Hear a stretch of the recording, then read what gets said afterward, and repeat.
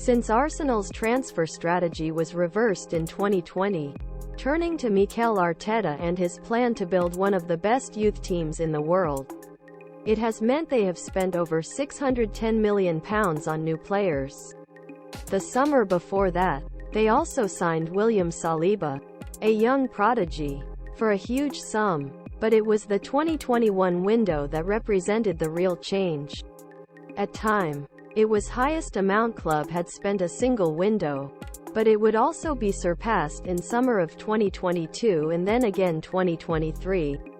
Stan Kroenke's dial has moved, partly a response to turmoil in the European Super League in April that year, but also to failure of older, experienced players. What made this change of direction felt more than anything else was the type of player that was signed. The reward for being so heavily involved in a young team wasn't immediately obvious.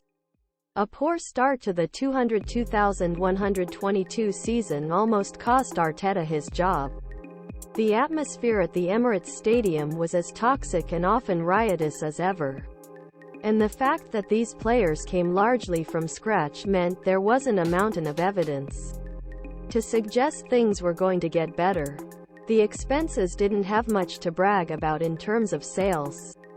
Only £122 million came other way over the same period, leaving a huge net outlay for which odd FA Cup run was made.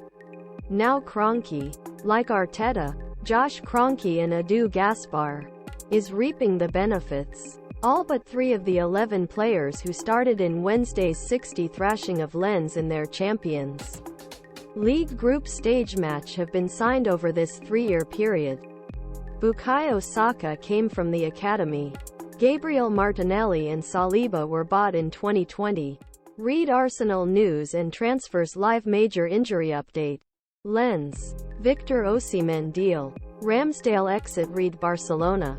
PSG. Atletico Madrid. Who can Arsenal face in the last 16 of the Champions League? They banked £2.4 million just by winning the match. They have won 4 times already this season.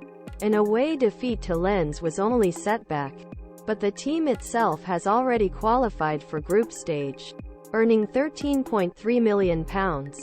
This follows a second-place finish in the league last year, which also meant £159 million in prize money.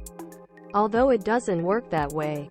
Arsenal made more from prize money alone last season than they did from player sales in the previous 3 years. Now the lucrative Champions League opportunity is on the horizon and Kroenke's more sustainable model looks strong. Just by playing in the next round, Arsenal will bring in £8.29 million.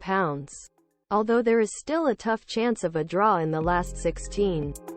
Arteta's team is likely to be the favourite. If you put them in the quarter-finals, the payout would be another £9.1 million. Playing final at Wembley next summer will earn the losing team a minimum of £13.3 million, while Final Four receive an additional £10.8 million. Win everything and become European champion for first time. Arteta will earn the club £17.1 million and will be in history books. There is also a hug.